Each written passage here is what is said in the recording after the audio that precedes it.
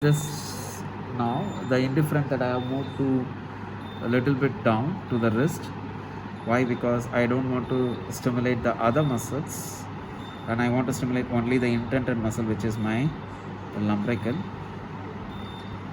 And the previous video where you saw is you could see that her long flexor started to work. Now you can see that I am now stimulating only the lumbricals. Exactly, if you see the difference, that I dragged it back over that line, and you can see that the IPs are flexing and the MCPs are flexing and the IPs are extending. So I am exactly at the only I am stimulating the lumbricals of the medial portion. If I want, I can stimulate even the lateral portion, which we do it in median now actually, rather than stimulating this, I can stimulate all the muscles all the lumbricals at one go. That if I come here at the mid of the palm, the center portion of the palm, if I stimulate, you can see that all lumbricals, this is lumbricals in group, where I can stimulate. Whereas if I want to stimulate only the medial portion, then I can stimulate here, where I will stimulating only the medial portion of the lumbricals. In ulnar now, I generally stimulate we need to stimulate only the medial portion. That's why I showed you this. The next point of this is the interosseous. Textbook says that dorsal and palmar interosseae can be stimulated at one thing. That is, interosseous is actually in between the two metacarpals. In a ulnar nerve lesion where you have a nerve injury, you can actually see the guttering of finger spaces. That in between these two metacarpals, you can see a complete guttering. That where you can see where you will be stimulating. So I'll be stimulating in between these 2 points,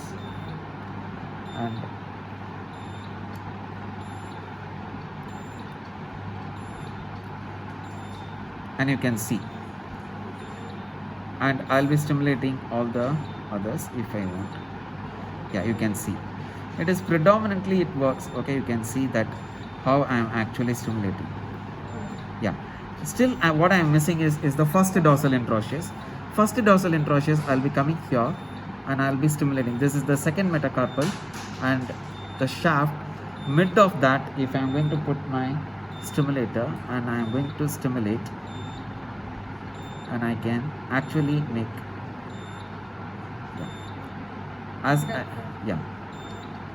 this is slightly an issue. Why? Because the adductor pollicis is here is the adductor pollicis, and here is the first dorsal interosseous. Though I say it is a pen electrode, but still the size of this electrode is too large that it covers the entire web space of the thumb. So I'll be stimulating. Rather, it is better to use sharp electrodes, sharp ones, where I can have the better stimulation of this. But the disadvantage of such electrodes are the density of the current is going to be so high. Sometimes my patient may not tolerate such high densities. Even if the intensity is small, but the density is so high, it will be painful for my patient. They may not tolerate. So if I want to show,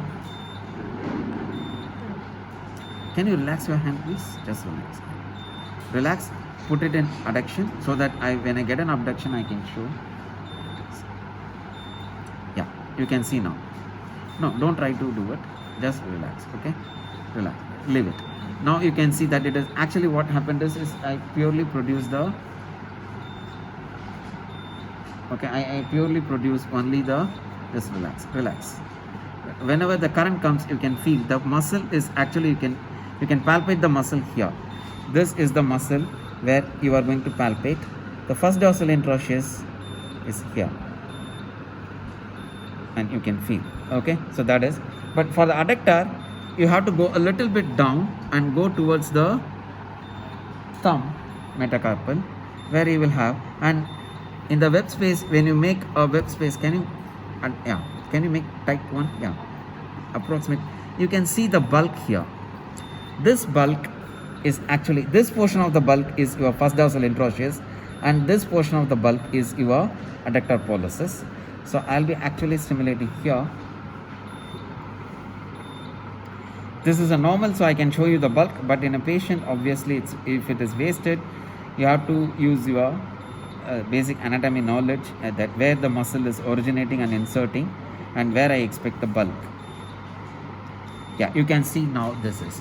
So that's how I differentiate. Though this is my adductor, and if I come here, then this is my first dorsal interosseous of that. So this is abducting. So that's how we differentiate between the motor points. So though the bulk may be at the same place in the web space, I can still make the difference of adductor pollicis is here and abductor here. So this is, we saw all the interosseous here actually. If you want only the palmar interosseous separate, that can be also done, where what you are going to do is you will be actually stimulating here, okay, these portions where you can get the only the palmar interosseous getting stimulated. Though this is not in the textbook, but in clinical practice we follow this, or at least I follow this. You can see it is getting adducted. And remember, the middle finger doesn't have a palmar adduction, so I will be stimulating only the other three. You can see now the little finger is getting adducted.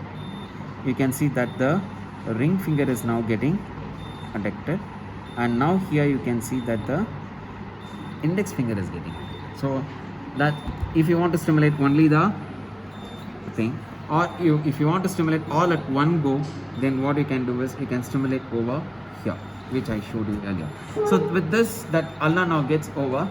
Just I will summarize. I will actually put my indifferent over here, that is over, okay, just below, behind the medial epicondyl groove, where the ulna now is actually superficial. Then this is my bulk of my flexor carpi ulnaris medial side. So I will be stimulating here the flexor carpi ulnaris. That's the motor point that I will be stimulating. Now the next portion is the entire flexor carpi ulnaris is up to this level, the bulk. So where the bulk ends, there the flexor digitorum profundus medial part is a deep muscle, so that will emerge out here.